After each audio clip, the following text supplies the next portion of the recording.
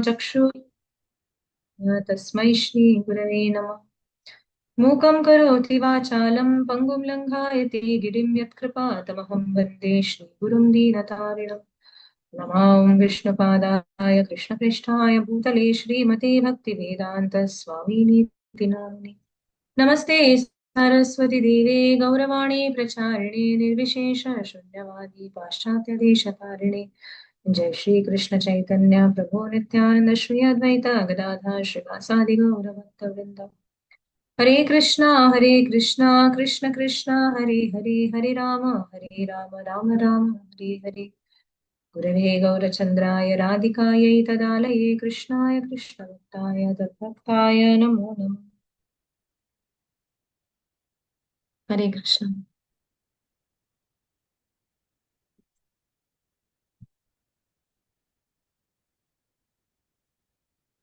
तो भगवत गीता के इस सत्र में आप सभी का स्वागत है। तो पिछले सेशन में हमने चर्चा की थी कि किस प्रकार भगवान अर्जुन से कह रहे हैं कि मतलब उनका इस मतलब हम देखते हैं कि किस हमने देखा था कि किस प्रकार हम जो लेते हैं मतलब हमसे जो होता है वो होता है जन्म। और हम जो कुछ करते हैं हम कर्म बंधनों के द्वारा बंधे हुए हैं। और एक प्रकार अगर देखने जाएंगे तो भौतिक सृष्टि वो सब हमसे करवा रही है। कर्मों के अनुसार जो कुछ हम करेंगे we don't have any choice. जैसे कि जब हम जन्म लेते हैं हमारे पास कोई चॉइस नहीं होता कि हमें किस परिवार में जन्म लेना है या हमें कैसा शरीर चाहिए। हमें मानव शरीर में जन्म लेना है या नहीं ये भी हमारे हाथ में नहीं है। All of this just happens according to our past karma. लेकिन भगवान जब आते हैं तो उन्हें उसे जन्म नहीं उसे अवतरण कहते हैं। भगवान जो है वो अवतीर्ण होते हैं। और उनके जो भी क्रिया है उनके जो भी कार्य है वो जो कुछ करते हैं उसे लीला कहा जाता है। और ये सभी लीला जो है ये भौतिक शक्ति से परे है। बराबर। तो फिर भगवान अर्जुन से कहते हैं कि किस प्रकार उनका अवतीर्ण होने के पीछे कारण क्या है। तो कारण ये है तो दो प्रसिद्ध श्लोक हमने देखे थे। यदा यदा हि धर्मस्य ग्लानिर्भवति भारत अभ्युत्थानम अधर्मस्य तदात्मानं सृजाम्यहम् परित्राणाय साधूनां विनाशाय च दुष्कृतां धर्म संस्थापनार्थाय संभवामि युगे युगे। कि हर युग में भगवान कहते हैं संभवामि मैं अवतरित होता हूं मैं प्रकट होता हूं। क्यों। तो परित्राणाय साधूनाम सबसे पहला कारण वो बताते हैं परित्राणाय साधूनाम। और विनाशाय च दुष्कृताम ये सेकेंडरी रीजन है दुष्टों को मारना वगैरह। तो अब देखने जाएंगे तो आचार्य ने इनके ऊपर एक बहुत इंटरेस्टिंग कमेंट्री लिखी है। आचार्य कहते हैं कि भगवान अगर आप चाहो तो आप अपने अंतरंगा शक्ति द्वारा या फिर सॉरी नॉट अंतरंगा शक्ति आप आपके भौतिक शक्ति द्वारा जो भी माया की सृष्टि है उससे आप ये जितने भी असुर है या जितने भी दुष्ट लोग हैं उनको आप मार सकते हो। जैसे कि कंस को यदि मारना है या फिर हिरण्याक्ष हिरण्यकशिपु को मारना है तो भगवान को इतना अवतरित होने की जरूरत नहीं है। ऐसे देखने जाएंगे तो क्योंकि कृष्णा को अगर हम देखेंगे भगवत गीता में मैं आज ही सुबह प्रभुपाद का क्लास सुन रही थी। और श्रीला प्रभुपाद उसमें बताते हैं कि कृष्ण का एक नाम है ऋषिकेश। ऋषिकेश का अर्थ क्या है मास्टर ऑफ सेंसेस। तो हमारे शरीर में जितने भी इंद्रिय है उन सबके स्वामी जो है वो ऋषिकेश है वो कृष्ण है। तो प्रभुपाद बोलते हैं कि we should not be so proud कि हम कुछ कार्य कर पा रहे हैं। क्योंकि जो कुछ हो रहा है अगर हमारी इंद्रियां चल रही है हम चल बोल पा रहे हैं तो ये सब जो है ये भगवान की कृपा के वजह से हो रहा है। एक दिन समझो कृष्ण ने या फिर कृष्ण ने अपनी पावर को विड्रॉ कर लिया और कहा कि चलो इसके इंद्रियों को चलना नहीं चाहिए।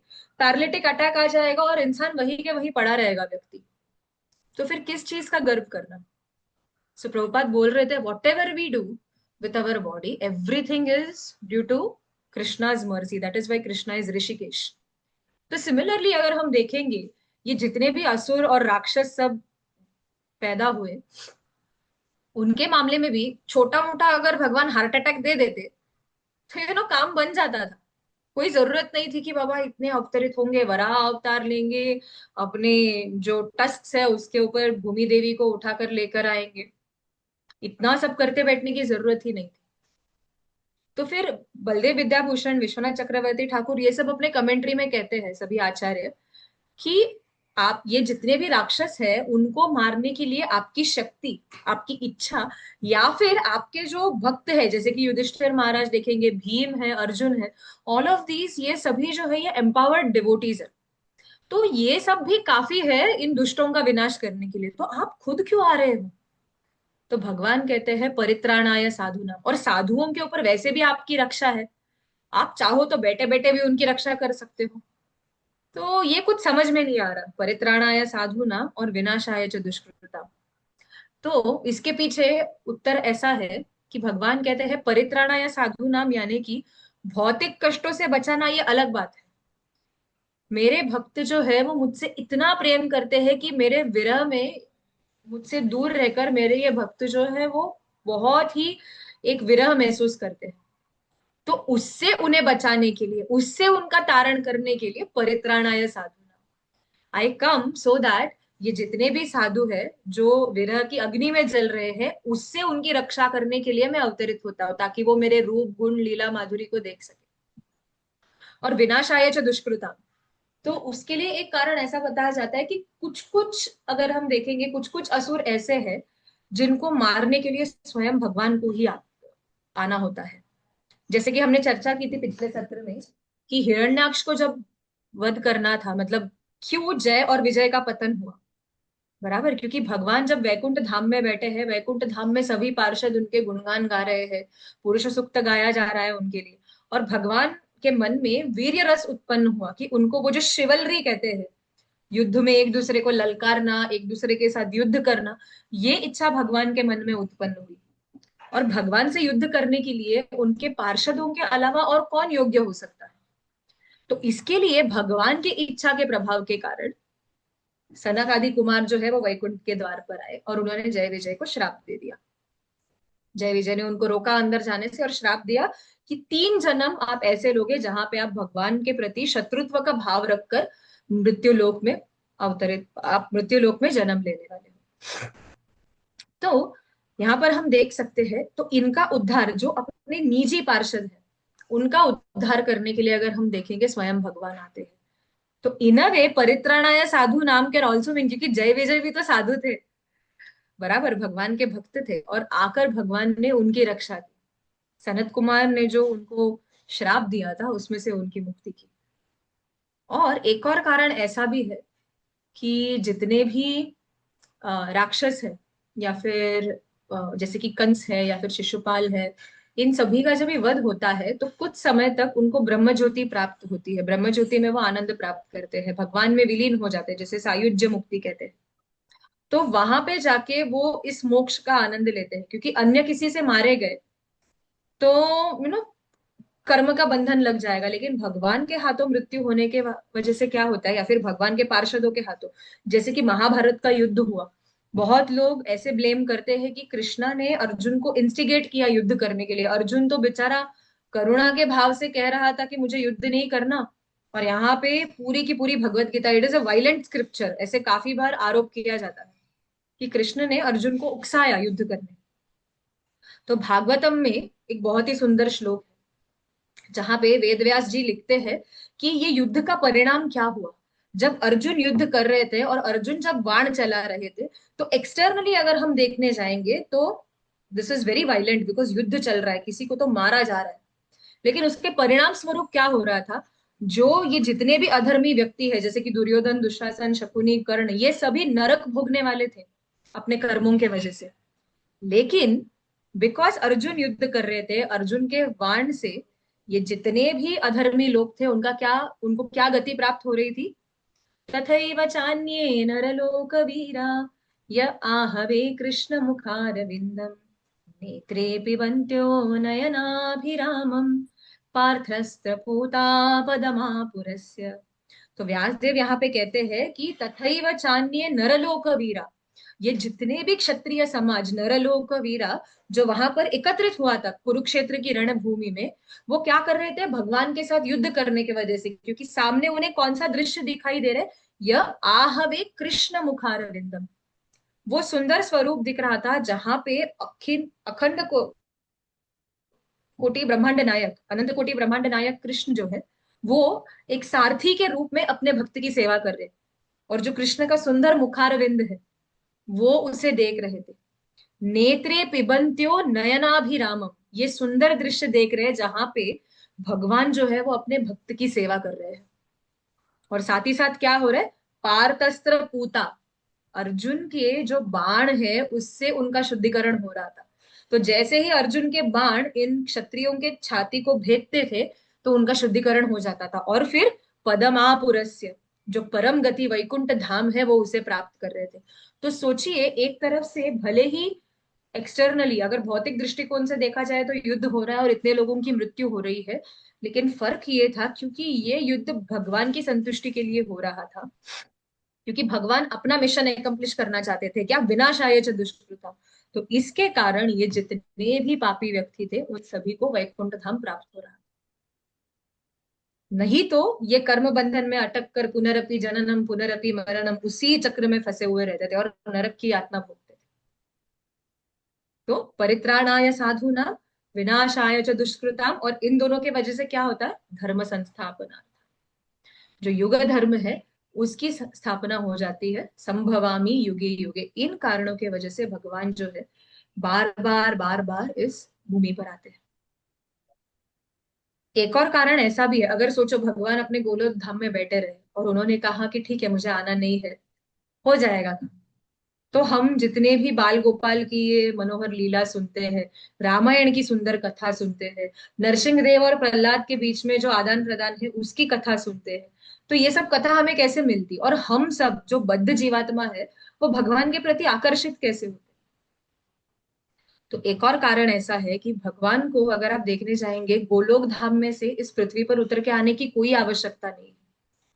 जस्ट थिंक अबाउट इट, आप ये सिनेरियो इमेजिन कीजिए, ठीक है, कि जो बहुत ही अमीर व्यक्ति है जैसे कि अंबानी या फिर टाटा बिरला जो भी है, समझो वो अपने गाड़ी में जा रहे हैं, ठीक है, कितने ऐशो आराम से जीते हैं ये सभी, और रास्ते में से जब जा रहे हैं तो देखते हैं कि कोई तो एक व्यक्ति पूरा नशा करके गटर में जाके गिरा हुआ है और बहुत ही दयनीय स्थिति में वहां पर पूरा बेहोश पड़ा हुआ है।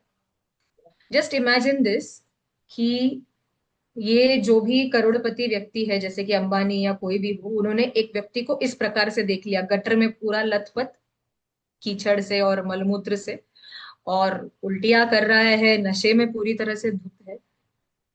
तो ये अब गाड़ी को रोककर उस गाड़ी में से उतरते हैं, उस व्यक्ति के पास जाते हैं, उसको बाहर खींचने की कोशिश करते हैं, लेकिन व्यक्ति सुनता नहीं है, तो खुद गटर में उतर जाते हैं और उसको पकड़कर जबरदस्ती बाहर खींच कर लाते हैं और उसको अपने हाथों से साफ करते हैं। इमेजिन कर सकते हो इस दृश्य को, कि इतना बड़ा व्यक्ति ऐसे कुछ करेगा, बट भगवान एग्जैक्टली यही चीज हमारे लिए कर रहे हैं। जिनको अगर हम देखेंगे, ब्रह्मा जी ब्रह्म संहिता के पहले श्लोक में कहते हैं कि चिंतामणि प्रकर सद्मसु कल्प वृक्ष, कि ब्रह्म संहिता अगर गोलोक धाम का वर्णन सुनोगे तो कैसा है, वहां का जो जमीन भी है, भूमि का एक एक कण जो है वो चिंतामणि है, यानी कि इच्छा पूर्ण करेगा ऐसे, और हर एक वृक्ष जो है वो कल्प वृक्ष है, और ऐसे लक्षावृतेषु सुरभीरभि पालयंतम, हजारों हजारों करोड़ों सुरभि गाय है, जिसे हम कामधेनु भी कहते हैं, यानी कि जो इच्छा पूर्ण करती थी, ऐसे कोटि कोटि अगर हम देखेंगे सुरभि गाय है। और यहाँ पे अगर हम देखेंगे भौतिक जगत में सभी लोग लक्ष्मी देवी के पीछे भागते हैं, बराबर, सभी लक्ष्मी के पीछे भाग रहे हैं कि आप आइए, हमें देवी हमें अनुग्रहित कीजिए, हमारे पास लक्ष्मी आने दीजिए। लेकिन ऐसे लक्ष्मी सहस्र, ऐसे कितने तो हजारों लक्ष्मी देवी वहां पर क्या कर रहे हैं, हाथों में झाड़ू लेकर वो उस धाम को साफ कर रहे हैं, ताकि हमें कोई तो ये छोटी सी सेवा मिले भगवान की। लक्ष्मी सहस्र शत संभ्रम सेव्य मानव, झाड़ू मारने की, जैसे ब्रज भाषा में बुहारना कहते हैं, बुहारने की सेवा कर रहे हैं। गोविंदम आदि पुरुषम तमहम भजामी, ऐसे आदि पुरुष श्री गोविंद श्री कृष्ण को मैं प्रणाम करता हूँ, ये ब्रह्मा जी कह रहे हैं। तो सोचिए उनको क्या कमी है उस आध्यात्मिक जगत में, हजारों लक्ष्मियां जो है वो उनकी वहां पे सेवा कर रही है, और हम जैसे जीवों के लिए वो संभवामी युगे युगे, इस भौतिक जगत के गटर में अगर हम देखने जाएंगे, भगवान बार बार बार बार बार बार अवतार लेते। चलो, नरसिंह देव की लीला से आकर्षित नहीं हुए, सबसे पहले तो मत्स्य अवतार में आए, उससे आकर्षित नहीं हुए, चलो कूर्म रूप धारण करता हूँ, उससे भी नहीं तो चलो एक वामन वराह रूप में आ जाता हूँ, नरसिंह देव भी नहीं तो चलो फिर वामन रूप में। कितने सारे अवतार भगवान ले रहे हैं, ताकि हर एक व्यक्ति अपने रस के हिसाब से उन लीलाओं का आस्वादन ले सके और भगवान की तरफ आकर्षित हो। हमारे प्रति जो उनका प्रेम है, उसके लिए भगवान बार बार बार बार बार बार इस भूतल पे आते हैं। ये एक कारण आचार्य बताते हैं कि ये this is one of the reasons why Krishna comes repeatedly in the material world. ठीक है। तो इसके लिए हमें ये सोचने की गलती नहीं करनी चाहिए कि अगर भगवान इस भौतिक जगत में आ रहे हैं या फिर वो अवतरित हो रहे हैं, तो इसका मतलब ये है कि वो भी हमारी तरह मजबूर है। वो मजबूर नहीं है। भगवान जो है, अगर वो आ रहे हैं तो वो अपनी इच्छा से आ रहे हैं। वो माया के अधीन नहीं होते, माया उनके अधीन होती है। ठीक है। तो बहुत बार लोग ये प्रश्न पूछते हैं कि ये ऐसे कैसे भगवान है आपके, चोरी करते हैं या फिर गोपियों के साथ रासलीला करते हैं, 16,108 पत्नियां, ऐसे किसी ने कभी सुना है क्या? ऐसे सब कहते हैं।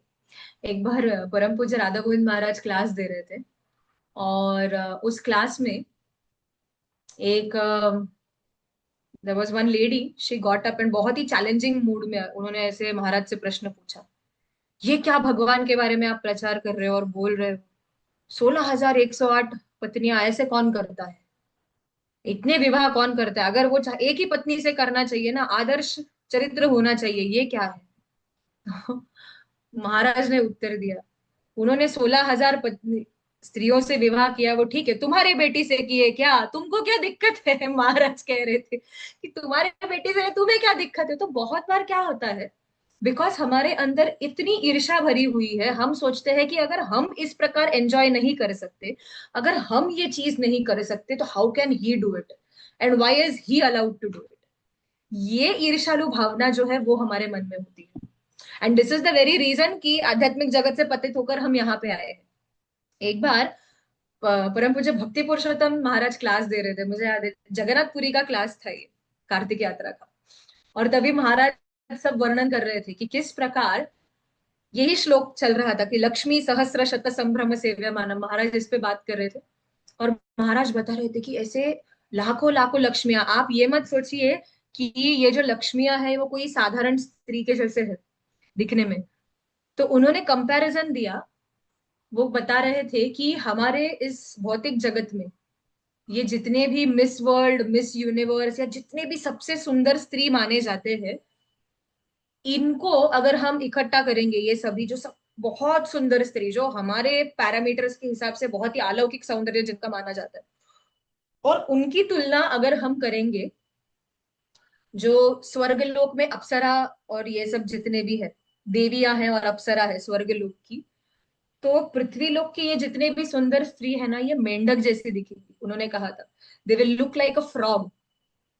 तो सोचिए कि स्वर्गलोक के ये जितने स्त्री होंगे वो कितने सुंदर होंगे, और उनसे कोटि कोटि कोटि गुना ज्यादा सौंदर्य जो है वो है लक्ष्मी देवी का। ठीक है। और राधिका कृपा कटाक्ष में ऐसे वर्णन आता है कि अ, अनंत कोटि विष्णुलोक नम्र पद्म जार्चिते हिमाद्रिजा पुलोमजा विरिंचजा भरप्रदे। ठीक है। तो और ये जितने भी देवियां हैं, जैसे कि हिमाद्रिजा यानी कि पार्वती देवी, जो हिमवान पर्वत की पुत्री है पार्वती देवी, पुलोमजा विरिंचिजा वरप्रदे, ये जितने भी देवियां हैं, मतलब इंद्र की पत्नी शची हो गई, या फिर बाकी पार्वती देवी, दुर्गा देवी, ये सब जो भी है, इनका सौंदर्य जो है वो अपार सिद्धि रिद्धि दिग्ध सतपदांगुली नखे, वो श्रीमती राधा रानी के पैरों के जो नख है उसको भी मैच नहीं कर पाता। तो सोचिए श्रीमती राधा रानी और उनके गोपियां जो है वो कितनी सुंदर होगी। और भक्ति पुरुषोत्तम महाराज कहते हैं ये इतनी लाखों करोड़ों सुंदर गोपियां जो है वो एक टक बस कृष्ण की ओर देखे जा रही है, तो क्यों किसी को कृष्ण से ईर्ष्या नहीं होगी। ये महाराज का पॉइंट था। सो महाराज was saying why won't anybody be envious of Krishna, अगर इतने सारे सुंदर स्त्री उनको ही देखे जा रहे। तो कहने का तात्पर्य ये था, काफी बार लोग ये चैलेंज करते हैं कि अरे अगर ये रासलीला कर रहे हैं तो हम भी कर सकते हैं, अगर ये इतने सारे पत्नी से विवाह कर रहे हैं तो हम भी कर सकते हैं। काफी बार लोग ऐसे भी कहते हैं कि शंकर भगवान जो है वो भांग पीते हैं, ये कहकर वो भांग पीते हैं, क्योंकि शंकर भगवान भी बहुत बार ऐसे मैंने फोटोज देखे, I don't know from where people get this ideologies, जहां पे शंकर भगवान ऐसे चिल्लम उड़ रहे हैं, ऐसे सब फोटोज। तो ऐसे लोग जब प्रचार करते हैं कि अगर वो कर रहे हैं तो हम भी कर सकते हैं, तो उनसे हमें ये कहना चाहिए कि समुद्र मंथन के समय शिव जी ने हलाहल विष पिया था, आप थोड़ा सा साइनाइड पी के देख लो, नहीं कर पाएंगे। तो जो महान व्यक्ति है, काफी बार क्रिश्चियंस ये कहते हैं कि जीसस क्राइस्ट ने मछली खाई थी, Jesus Christ use to eat fish, so हमें भी फिश खाना अलाउड है। तो श्रीला प्रभुपाद तब कहते थे Jesus Christ was a great Vaishnava, आप अपनी तुलना जीसस से नहीं कर सकते। जीसस को जब क्रॉस के ऊपर क्रूसिफाई किया गया था, तो उस समय भी उनके मुख से एक ही चीज निकल रहा था, lord forgive them for they know not what they are doing. ये प्रभुपाद कह रहे थे। तो अगर आपके अंदर उतनी संवेदनशीलता है, उतने महान वैष्णव आप हो, तो वो भी चीज फॉलो करो ना जो जीसस क्राइस्ट कर रहे थे। आप ऐसे क्यों कह सकते हो कि वो मछली खा रहे थे तो हम भी करेंगे? या फिर शिव जी अगर भांग पी रहे तो हलाहल विष पिया था, आप वो भी अनुकरण करो उनका। अगर कृष्ण के समान अगर आपको रासलीला करनी है तो सबसे पहले भगवान की तरह विश्व रूप दिखाओ, भगवान की तरह। आप गोवर्धन पर्वत, भगवान ने 7 साल के थे तब गोवर्धन पर्वत को एकदम आसानी से, जैसे एक छोटा बच्चा एक मशरूम को उठाता है, श्रीला प्रभुपाद लिखते हैं, just as a small child picks up mushroom, उतने आसानी से कृष्ण अपने क्या बाएं हाथ की छोटी उंगली पर गोवर्धन पर्वत को धारण करके खड़े थे 7 दिन 7 रात तक। एक टेबल बैलेंस करके दिखाओ कम से कम 7 मिनट के लिए। भगवान श्री राम जब लंका गए युद्ध करने के लिए, तो उस समय करोड़ों करोड़ों की वानर सेना थी। अगर आप रामायण में एक पार्ट आता है जहां पे there is a description given कि अरबों खरबों वानर थे उसमें, अगर आप संख्या पढ़ोगे तो हम संख्या इमेजिन नहीं कर सकते, ऐसे वो वैदिक वर्णन दिए गए हैं। अरबों खरबों वानर, और राम जी के ने उनको एकदम डिसिप्लिन से, सभी वानर जो है राम जी के आज्ञा का पालन कर रहे थे। और यहाँ पर आप किसी मदारी को देखो, अगर 10-15 बंदर दे दिए हाथ में, परेशान हो जाएगा आदमी, हैंडल नहीं कर पाएगा, क्योंकि बंदर इतने चंचल होते हैं। तो आप सिलेक्टिव नहीं हो सकते, you can't be selective and say if God is doing that I also want to do this. You can not be God. Srila Prabhupada हमेशा कहते थे अगर कोई व्यक्ति आपसे ऐसे कह रहा है कि I am God, that means he is dog. GOD नहीं, DOG है। तो आज का हम जो सत्र ले रहे हैं उसमें भगवान अर्जुन को यही समझा रहे हैं कि कभी कभार ऐसे होता है कि भगवान कोई अलौकिक लीला, अपने दिव्यता का प्रदर्शन करते हैं और अलौकिक लीलाएं करते हैं। ठीक है। तो हमें मूर्ख बनकर हमें ऐसे नहीं सोचना चाहिए कि ये कोई साधारण लीला है, या फिर हमें ये भी नहीं सोचना है कि हमारे ऊपर अभी माया का पर्दा है, जैसे ही ये पर्दा हट जाएगा हम भी ऐसे ही बनेंगे और हम भी ऐसे कर सकते हैं, हम भगवान बन जाएंगे। ऐसा कभी नहीं हो सकता। क्यों? क्योंकि कृष्णस्तु भगवान स्वयं, जीव का स्वरूप है कृष्ण का नित्य दास होना, और कृष्ण जो है वो भगवान है। जीव कभी भगवान नहीं बन सकता। और कृष्ण यही कहते हैं अभी 4.9 श्लोक में, जन्म कर्म च मे दिव्यम एवं यो वेत्ति तत्वतः, कि जो व्यक्ति इस सूत्र को समझ जाता है कि भगवान का जन्म और जो भी कर्म है ये सभी दिव्य है। एवं यो वेत्ति तत्वतः, जो इस चीज को तत्वतः एज इट इज समझता है, ऐसा व्यक्ति है अर्जुन, त्यक्त्वा देहम पुनर्जन्म नैति मामेति सो अर्जुन। ऐसे व्यक्ति जब अपना शरीर त्याग देते हैं वो फिर से इस भूमंडल पर अवतार नहीं लेते, क्योंकि वो जान जाते हैं कि भगवान की लीला का दिव्य स्वरूप क्या है। ठीक है। जैसे कि हम यहाँ पे देख सकते हैं भगवान गोवर्धन उठाकर है। अभी पिछले बार एक चर्चा की थी कि किस प्रकार, ये वर्ष है, जन्म कर्म च मे दिव्यम एवं यो वेत्ति तत्वतः त्यक्त्वा देहम पुनर्जन्म नैति मामेति। यहाँ पे आप देख सकते हैं भगवान कैसे कैसे दिव्य लीलाएं कर रहे हैं। बीच में मैंने एक व्हाट्सएप फॉरवर्ड पढ़ा था, मे बी मैंने लास्ट क्लास में भी आपको ये बोला था कि there are these messages which are circulating कि you should learn from the life of Krishna. जन्म लेते ही उनका जन्म कारागृह में हुआ, अपने माता पिता को छोड़कर भाग के उन्हें शरण लेना पड़ा, राजा बनकर पैदा हुए थे लेकिन ग्वाले के रूप में रहना पड़ा, but he was always smiling. तो इसके लिए कृष्ण हमें ये सिखाते हैं चाहे जो परिस्थिति आए हमेशा आनंदी रहो, हमेशा हंसते रहो। This is nonsensical, utter nonsense है। बिकॉज भगवान जो कुछ करते हैं, जो कुछ हो रहा है वो उनकी इच्छानुसार हो रहा है। Whatever is happening is because of his Dzire.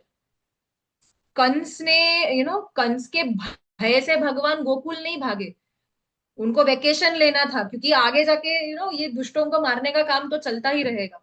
तो 11 साल का एक अच्छा लंबा वेकेशन ले लिया उन्होंने वृंदावन धाम में जाकर। तो वृंदावनम परित्यज्य पदम एकम न गच्छति, ऐसे भगवान कहते हैं कि वृंदावन धाम को छोड़कर मैं एक पैर भी बाहर नहीं रखता। Krishna never leaves Vrindavan. तो जो वृंदावन छोड़ के भी गए वो वसुदेव कृष्ण थे, वो विष्णु रूप के थे। ओरिजिनल कृष्णा जो है, जो नंदन नंदन यशोदा नंदन कृष्ण है, वो सभी ब्रजवासियों के हृदय में चले गए और वृंदावन में ही रहे। सो ऐसा मत सोचो कि मजबूरी के कारण अपने धर्म को निभाने के लिए उनको अपने वृंदावन वासियों को छोड़कर जाना पड़ा, ऐसा नहीं है। It's not so. जैसे कि रामायण में भी एक वर्णन आता है, तुलसीदास गोस्वामी अपने रामचरितमानस में लिखते हैं कि जब भरत राम को मनाने के लिए वन में जाने का निर्णय लेते हैं, तो उस समय इंद्र जो है वो सोचते हैं कि पिछली बार राम को वनवास भेजने के लिए मैंने सरस्वती देवी से विनंती करके मंथरा को निमित्त बनाया, और मंथरा को निमित्त बना के मैंने कैकेयी के मति को भ्रष्ट किया और राम जो है वनवास में चले गए। अब अगर समझो भरत चले गए और राम जी जो है वो रीझ गए, वो मान गए और वापस अयोध्या आ गए, तो क्या होगा? रावण का अंत कौन करेगा? तो मैं अभी फिर से सरस्वती देवी से विनंती करूंगा और भरत की जिह्वा पर बैठाऊंगा सरस्वती देवी को, ताकि सरस्वती देवी के द्वारा भरत जो है वो भी कुछ गलत बोल दे, राम जी क्रोधित हो जाएंगे और वापस अयोध्या नहीं जाएंगे। तो ये अपना जो प्लान है, इंद्र ये जो मास्टर प्लान बनाते हैं और जाके वो अपने गुरु बृहस्पति को बताते हैं कि do I have your permission, क्या मैं ये करूं भरत की जिह्वा पर? अगर मैं क्या मैं सरस्वती देवी को बिठा दूं? तो तब बृहस्पति कहते हैं कि मूर्ख इंद्र, ये प्रयास गलती से भी मत करना, जल जाओगे। अगर तुम ये सोच रहे हो कि तुमने सरस्वती देवी को कैकेयी मंथरा की जिह्वा में बिठाया, उसके वजह से कैकेयी की मति भ्रष्ट हो गई और उसके वजह से राम वनवास चले गए, तो ऐसा नहीं है। राम वनवास गए क्योंकि राम की इच्छा थी वनवास जाने की। राम, अगर हम देखेंगे, लक्ष्मी नारायण वैकुंठ में ही डिसाइड करके आए थे कि हमें लक्ष्मी जी कहती है कि आप जब भी देखो अपने भक्त से घिरे हुए रहते हो, और आपसे अगर मुझे एकांत में कुछ बात करना हो तो यहाँ पे ये 1000 फणों वाला अनंत शेष है, वो मुझे देखना शुरू कर देता है। तो आपसे एकांत में मैं लीला कर ही नहीं पाती। तो ऐसे कुछ आयोजन कीजिए जिसके वजह से हम एकांत में लीला कर पाए। इसके लिए जब वो राम और सीता के रूप में आए, वो ही लक्ष्मी नारायण, तो वनवास चले गए ताकि एकांत में वो माधुर्य लीला कर सके वहां पर। लेकिन वहां पे भी आनंद शेष लक्ष्मण जी के रूप में पीछे पीछे चले गए, वो बात अलग है कि आनंद शेष वहां पर भी पहुंच गए। बट स्टिल, वन में जाने के पीछे it was decided by Lakshmi Narayan earlier. So आपका ये जो षड्यंत्र था उसका कोई हाथ नहीं था उसमें। लेकिन अब अगर आप भरत के साथ वही प्रयास करोगे तो बचना, क्योंकि वो वैष्णव अपराध रहेगा। और तभी एक बहुत ही सुंदर श्लोक है वहां पर, भरत सरिस को राम सनेही जग जपे राम राम जपत जेही। कि भरत जो है वो भगवान राम को इतने प्रिय है कि पूरा विश्व जो है वो राम नाम को जपता है। लेकिन राम किसे जपते हैं? वो भरत को जपते हैं। तो ऐसे महान वैष्णव को अगर आप अपराध करने जाओगे, अगर उनकी जीवा पे सरस्वती बिठाने जाओगे, तो आपका सर्वनाश हो जाएगा। तो इंद्र प्लान ड्रॉप कर देते हैं वहां पे। तो कहने का तात्पर्य ये है कि लीलाओं में जो कुछ देखते हैं हम, वो सभी लीलाएं जो है वो भगवान अपनी इच्छानुसार करते हैं। एक और प्रसंग आता है रामायण में ही, क्योंकि बहुत बार again people ask this question कि जब पत्नी से विरह हो गया, जब रावण सीता देवी को उठाकर ले गया, तो उस समय कैसे सामान्य मनुष्य की तरह राम जो है यहाँ वहां रो रहे, वो तो वृक्षों को जाके पूछ रहे हैं कि मेरी सीता को आपने देखा क्या, सीता कहाँ पर चली गए। जिस प्रकार एक सामान्य आसक्त मनुष्य बिहेव करेगा, उसी प्रकार राम भी बिहेव कर रहे थे।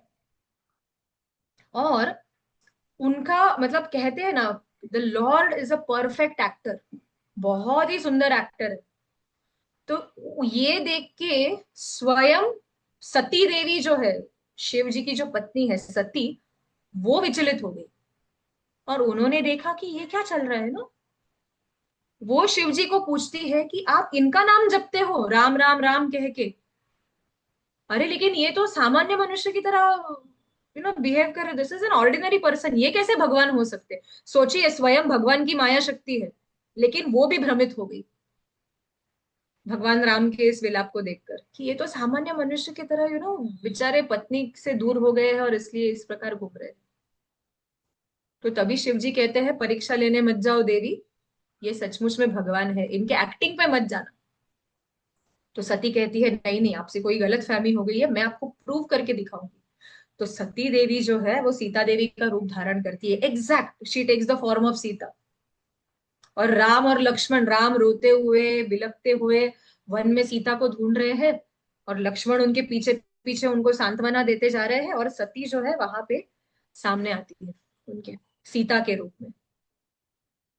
और जैसे ही राम उनको देखते हैं, तुरंत फिर से कंपोज हो जाते हैं, मर्यादा पुरुषोत्तम, उनके चेहरे की ओर भी देखते नहीं, और पूछते हैं माते, आप यहाँ पे इस भयानक वन में अकेली क्या कर रही है, और शिवजी कहाँ पर है, आपको अकेला क्यों छोड़ा है यहाँ पे घूमने के लिए इस भयानक वन में। तो ये देखकर अब सती समझ जाती है कि हे भगवान, मैं किसकी परीक्षा लेने चली गई थी, जो स्वयं मेरे नाथ है उनकी परीक्षा में, और शिवजी कह रहे थे परीक्षा लेने मत जाओ। और काफी आचार्य ऐसे कहते हैं कि यही कारण था, क्योंकि सती ने सीता देवी का रूप धारण किया, इसके लिए वापस जाके वो जो, तो शिव जी इसके लिए अभी उनको अपने पत्नी के स्वरूप में, क्योंकि माता का स्वरूप धारण किया हुआ है, तो पत्नी के रूप में अब शिव जी उनकी ओर नहीं, मतलब स्वीकार नहीं कर पा रहे थे। और इसके लिए दक्ष यज्ञ का प्रसंग हुआ, जहां पे सती देवी जाती है, और फिर दक्ष जो है वो शिव जी का अपमान करते हैं, और वहां पे सती जो है वो भस्म हो जाती है, और फिर से पार्वती देवी के रूप में आते हैं। तो काफी आचार्य अपने कमेंट्री में ये कारण भी लिखते हैं कि this was one of the reasons ये लीला रची गई कि सती देवी को अपना शरीर त्यागना पड़ा। तो या कहने का तात्पर्य ये है कि भगवान की लीला जो है, दिखने में ऐसे लग रहा है कि सामान्य व्यक्ति की तरह बिहेव कर रहे हैं, लेकिन उनकी लीलाएं जो है वो दिव्य है, जन्म कर्म च में दिव्यम। और जो ये जानेगा वो अपना शरीर छोड़ के फिर से इस भौतिक जगत में नहीं आएगा। जैसे कि यहाँ पे हम अनेक लीला देख सकते हैं भगवान के, किस प्रकार रामानुजाचार्य कहते हैं, destroying all sins which are unfavourable for surrender to me by true knowledge of my spiritual birth and activities. तो इससे हो क्या रहा है कि जब हम भगवान के गुण लीला को जानते हैं, जब हम बार बार उन्हें श्रवण करते हैं, तो उससे होता क्या है, शृण्वताम स्वकथा कृष्ण पुण्य श्रवण कीर्तना, कि जब हम भगवान की लीला, भगवान के रूप, भगवान के गुण, उसके बारे में जब हम बार बार सुनते हैं, फिलोसॉफी एंड लीला सी दोनों have to go hand in hand. ठीक है। कृष्णदास कविराज गोस्वामी चैतन्य चरितामृत में कहते हैं कि सिद्धांत बलिय चित्त ना करीह आलस, इहा होइते कृष्ण लागे सुदृढ़ मानस। कि बहुत बार लोग ऐसे कहते हैं नहीं नहीं, हम तो सिर्फ कथा सुनते हैं, स्टोरीज सुनने में बहुत आनंद आता है, लेकिन फिलोसफी जैसे ही आता है ना तो बोर होने लगते हैं, ये बहुत टेक्निकल है, ये बहुत फिलोसॉफिकल है, हमें ये नहीं सुनना। तो कृष्णदास कविराज गोस्वामी कहते हैं कि ना ना, फिलोसफी सुनने में आलस मत करो, सिद्धांत बलिय चित्त ना करी हो आलस, इहा होइते, जब ये सिद्धांत आप सुनोगे तो क्या होगा, इहा होइते कृष्ण लागे सुदृढ़ मानस, कि जब आप ये समझोगे कि ये जो अनंत कोटि ब्रह्मांड नायक है, ऐसे श्री कृष्ण अपनी भक्तों की कैसे दीनहीन प्रकार से सेवा कर रहे हैं, तो आपका जो आकर्षण है भगवान के प्रति वो और भी ज्यादा बढ़ेगा, एंड एक फिलोसॉफिकल कन्विक्शन होगा। श्रीला प्रभुपाद यूज्ड टू से कि अगर आप सिर्फ फिलोसॉफी फिलोसॉफी फिलोसॉफी पढ़ोगे, तो what will happen is you will become a very dry philosopher. But अगर आप सिर्फ कथा कथा कथा लीला लीला लीला करते बैठोगे तो क्या होगा, यू विल बिकम सेंटिमेंटल।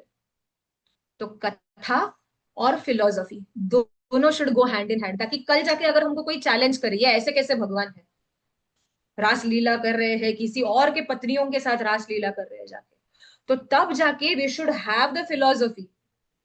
उसको एक बैकअप होना चाहिए फिलोसॉफी का, कि ये रास लीला जो है ये हम जो इस सामान्य भौतिक जगत में ये जो हम तुच्छ एक्स्ट्रा मैरिटल अफेयर्स देखते हैं वैसा नहीं है।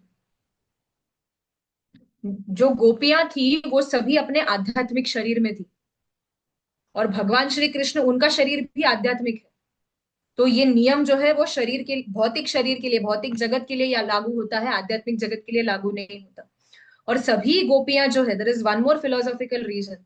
पूरा अगर हम कहते हैं कि पूरा विश्व भगवान का प्रॉपर्टी है, आगे जाके भगवान ही कहते हैं भगवत गीता में, ममैवांशो जीवलोके, ये जीव जो है वो मेरा ही अंश है, जीव भूत सनातन, मम एव अंश, मेरा ही अंश है। यानी कि हम सब किसके हैं, हम भगवान के हैं। तो वो गोपियां किसकी हुई, भगवान की हुई। तो चोर कौन हुआ, भगवान चोर हुए या उनके जो अन्य भौतिक सगे संबंधी थे वो हुए।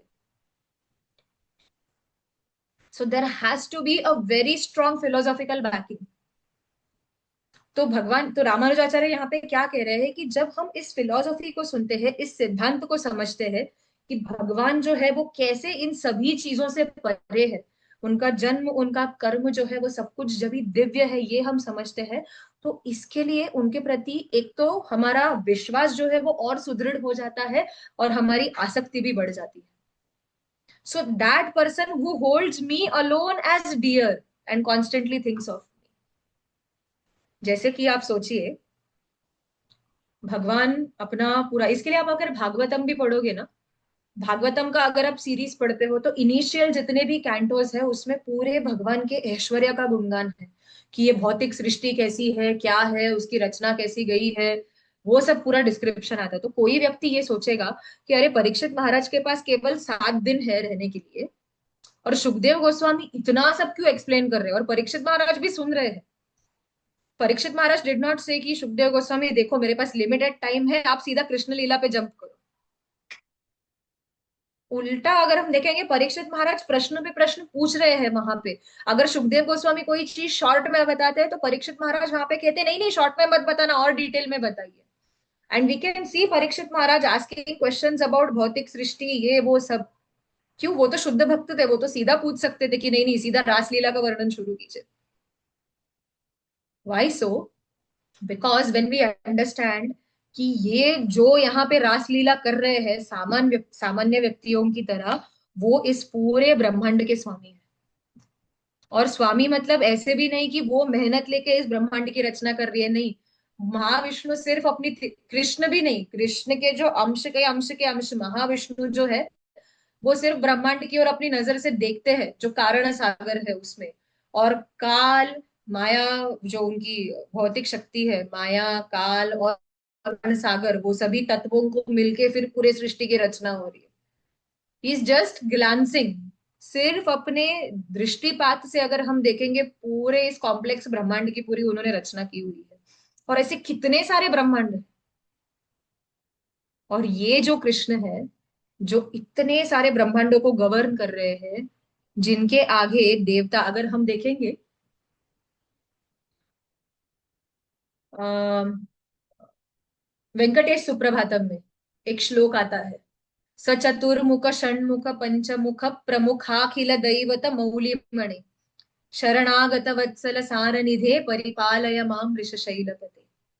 तो उसमें वो क्या कहते हैं कि स चतुर्मुख यानी कि कौन, ब्रह्मा जी। स चतुर्मुख, षण्मुख यानी कि कौन, कार्तिकेय जिनके 6 मुख है। पंचमुख यानी कि शिव जी जिनके 5 मुख है। प्रमुखाखिल दैवत मौलिमणि, ये जितने भी प्रमुख देवता है वो क्या कर रहे हैं, उनके जो सर का मुकुट है ना, अगर आप देखेंगे वैकुंठ के द्वार पे या फिर द्वारका में भी, कृष्ण की द्वारका में अगर हम देखेंगे, ऐसा वर्णन आता है कि कृष्ण के द्वार पे से ये आवाज आती थी, ठक ठक ठक ठक, हेलमेट्स जैसे कि अगर समझो हम कभी कभी दंडवत दे रहे हैं और हमारे सर पे अगर कोई क्राउन होगा तो वो क्राउन अगर जमीन पे लगेगा तो कैसे आवाज आएगा, क्लिंकिंग साउंड। तो कंटिन्यूअसली ये चलते रहता है क्योंकि अलग अलग ब्रह्मांडों के इंद्र, ब्रह्मा जी, ये सब आते रहते हैं अलग अलग ब्रह्मांड से। और कृष्ण के जो द्वारपाल है थक जाते, जैसे लाइन में नहीं क्या हमें भगाते, अरे चलो चलो निकलो निकलो हो गया तुम्हारा दर्शन, ऐसे उनके द्वारपाल इनको भगाते हैं। किसको? सचतुर्मुख षणमुख पंचमुख प्रमुख अखिल दैवत मौली मणि। सोचिए।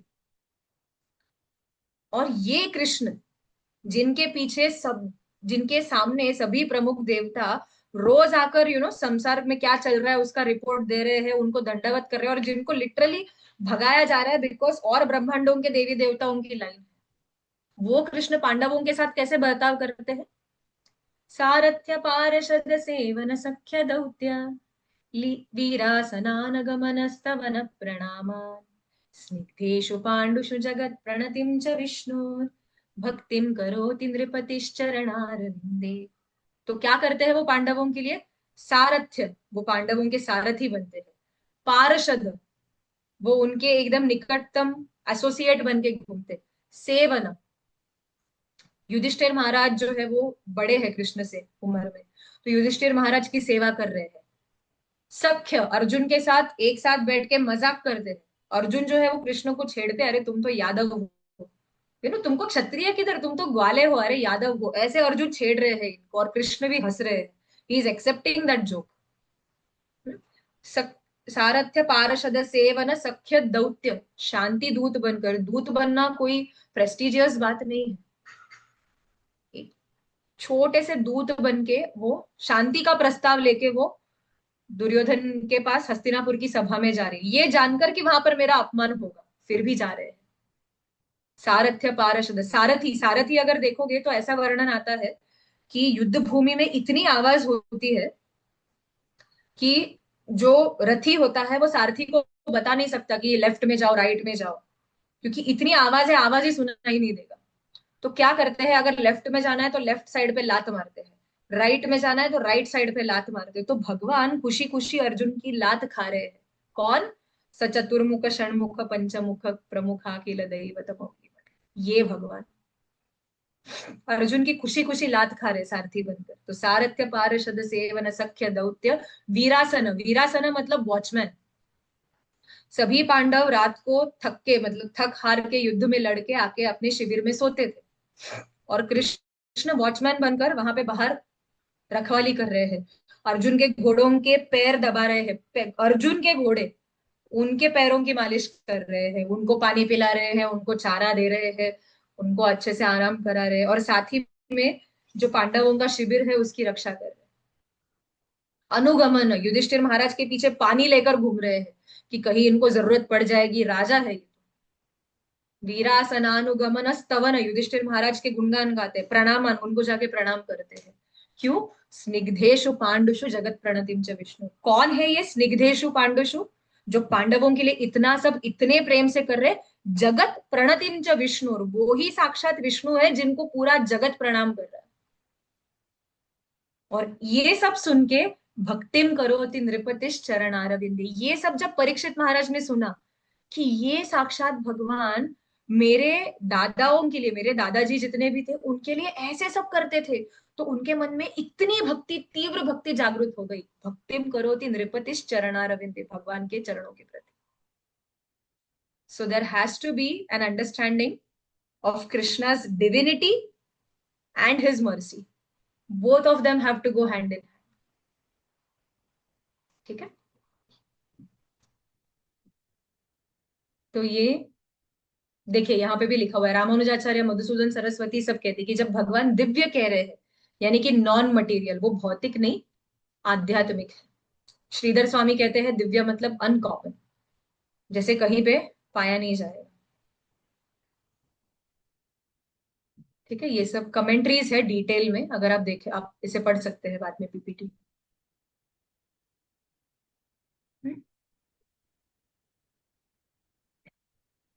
प्रभुपाद देखते हैं यहाँ पे क्या लिखते हैं। Anyone who does not understand Lord Krishna as the Supreme Personality of Godhead is surely in the mode of ignorance. अगर कोई व्यक्ति इतना सब जानकर भी अगर वो ये कह रहा है कि नहीं नहीं कृष्ण तो भगवान नहीं है, ये सब ऐसे ही साधारण व्यक्ति है जिनके ऊपर से माया का पर्दा हट गया। और अभी recently I was hearing one class जिसमें प्रभु जी बता रहे थे, एक सीनियर डिवोटी है काफी, वो बता रहे थे, उन्होंने किसी और का क्लास सुना तो वो मेंशन कर रहे थे कि there was one very stalwart speaker. प्रभु जी ये मेंशन कर रहे हैं प्रसंग को कि एक कोई तो स्टॉलवर्ड स्पीकर थे जो बता रहे थे वैसे तो भगवत गीता में भक्ति योग ही बताया गया है, बट मेरे हिसाब से आई स्टिल फील कर्म करो। भगवान कहते हैं आप कर्म करो, ये भगवत गीता का सार है। अब क्लियर कट दिख रहा है कृष्ण भक्ति योग के बारे में बात कर रहे हैं, क्लियर कट दिख रहा है कृष्ण वहां पे बोल रहे हैं मैं भगवान हूं, बट फिर भी मेरा ओपिनियन मुझे देना है। तो ऐसे जो भी व्यक्ति रहेंगे he will not attain salvation, Prabhupada यहाँ पे कह रहे हैं। क्योंकि जैसे शहद का अगर एक बॉटल है हमारे पास और अगर हम उस बॉटल को बाहर से ही चाटेंगे तो शहद तो अंदर है ना, असली अमृत तो अंदर है। उसको खोलोगे तब जाके तो आप उस अमृत को प्राप्त कर सकते हो। आप अपने मति से अगर हम ऐसे सोचेंगे कि हम हमारी मति लगाएंगे, हम हमारा इंटेलेक्चुअल तर्क लगाएंगे और फिर हम सोचेंगे कि नहीं नहीं ये ऐसा इंटरप्रिटेशन है कृष्ण की, इस लीला का वैसा इंटरप्रिटेशन है, तो वो नहीं चलेगा। The only interpretation which we have to follow is जो आचार्य ने एक्सप्लेनेशन दिया हुआ है, जो उन्होंने एग्जैक्ट जो भगवान के भक्त है as it is, that is the only way जिससे we can open the bottle. जब गुरु की कृपा वैष्णवों की कृपा है, that is something which will help us to open this bottle. उसी से हम समझ सकते हैं कि भगवान एग्जैक्टली कहना क्या चाहते हैं। वरना तर्क लगाने के लिए तो भगवत गीता के ऊपर ही आप देखो कितने सारे एडिशन है मार्केट में विच आर गिविंग, लाइक बोलते हैं ना अपने हिसाब से कुछ भी उन्होंने अपने मनगढ़ंत तर्क लगाए हुए हैं।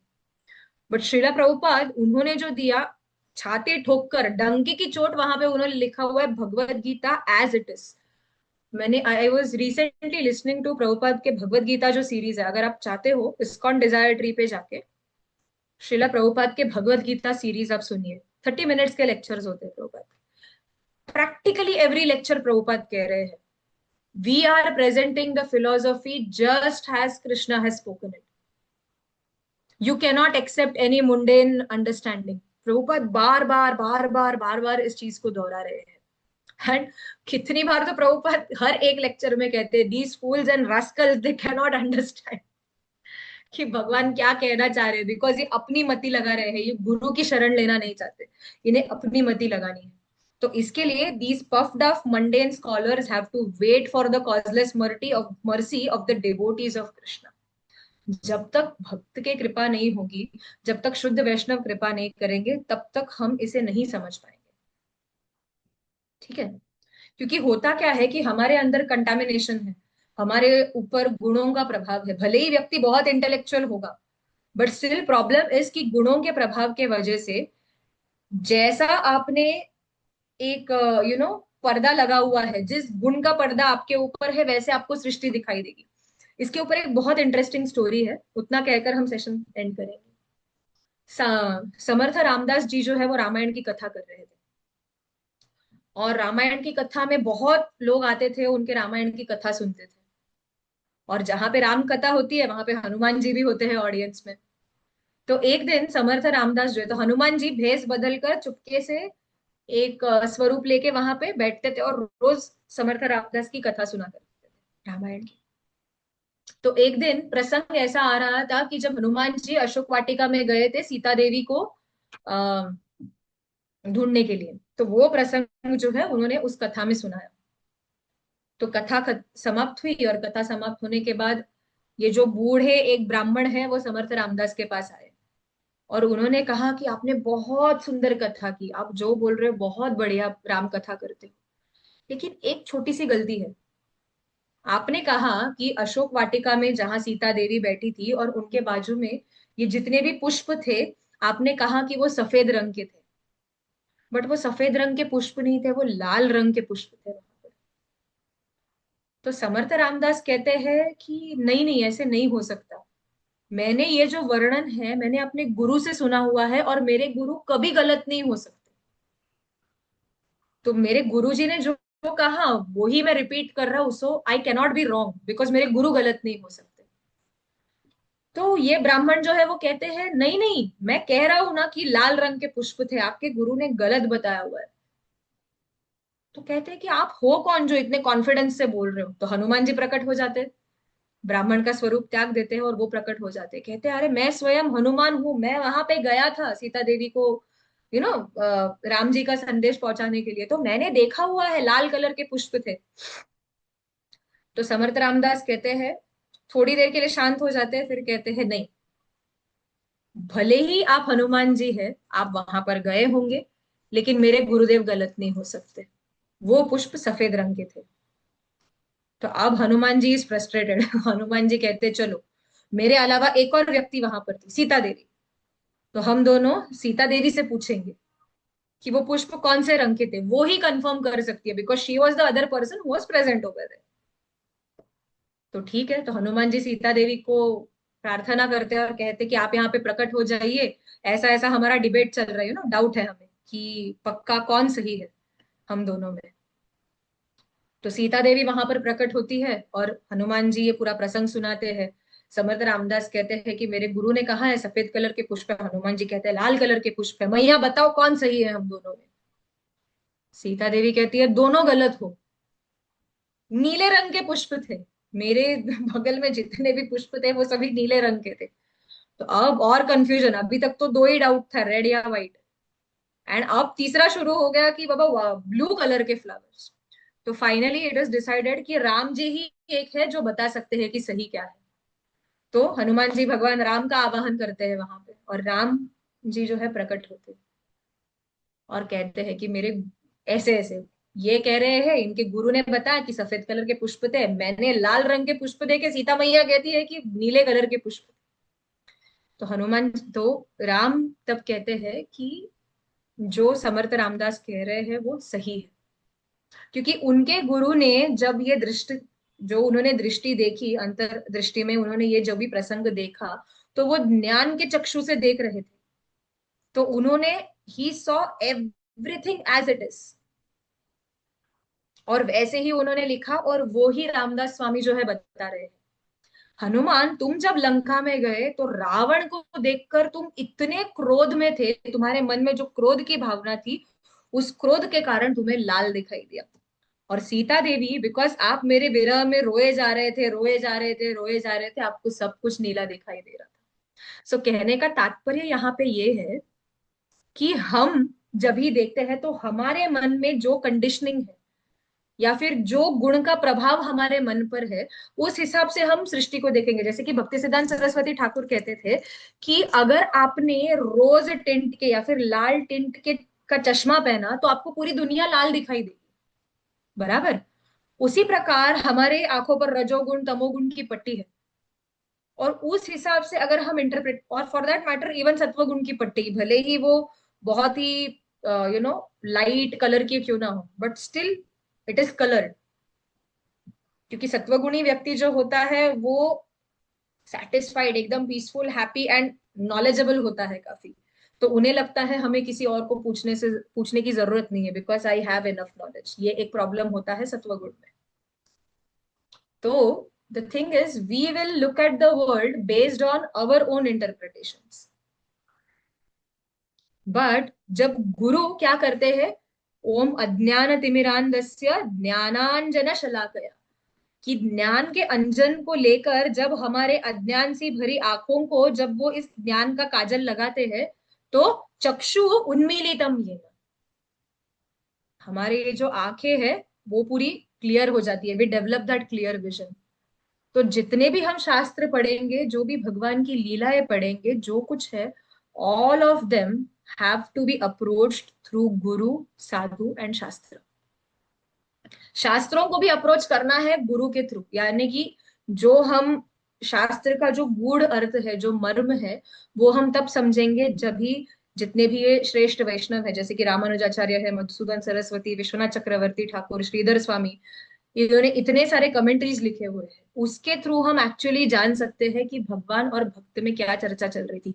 क्योंकि इनके जो अंजन है, उनके जो आंखें हैं, वो दे आर ऑलरेडी इल्यूमिनेटेड, वो ज्ञान के चक्षु से देख रहे हैं, भक्ति के चक्षु से देख रहे हैं। प्रेमांजन चुरित भक्ति विलोचने।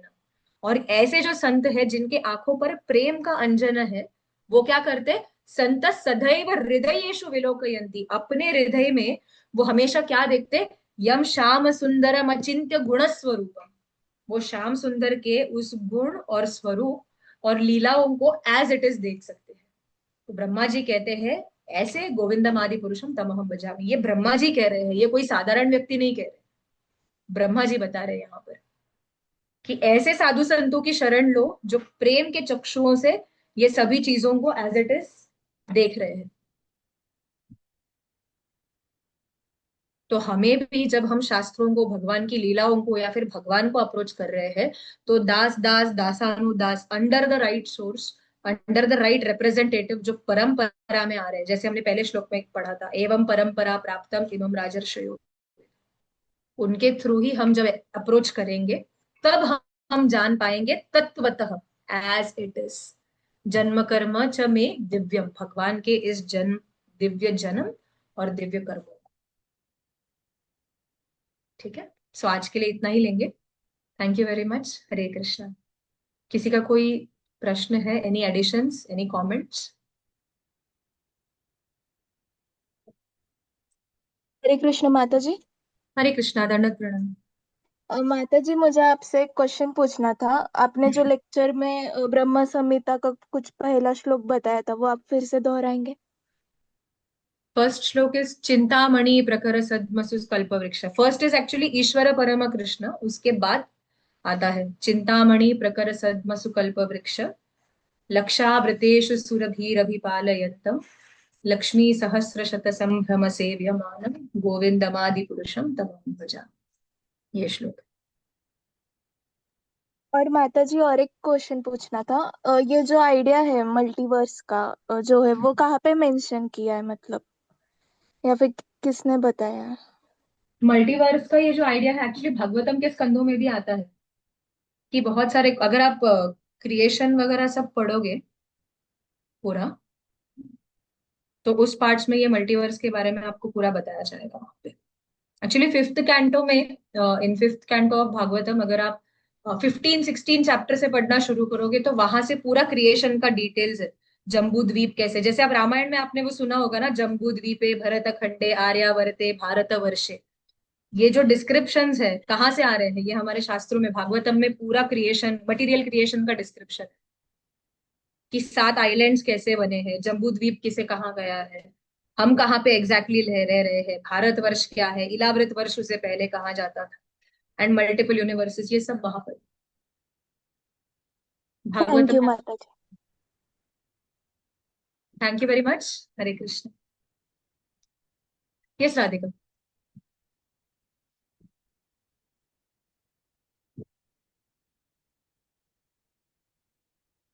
Okay, shall we end then?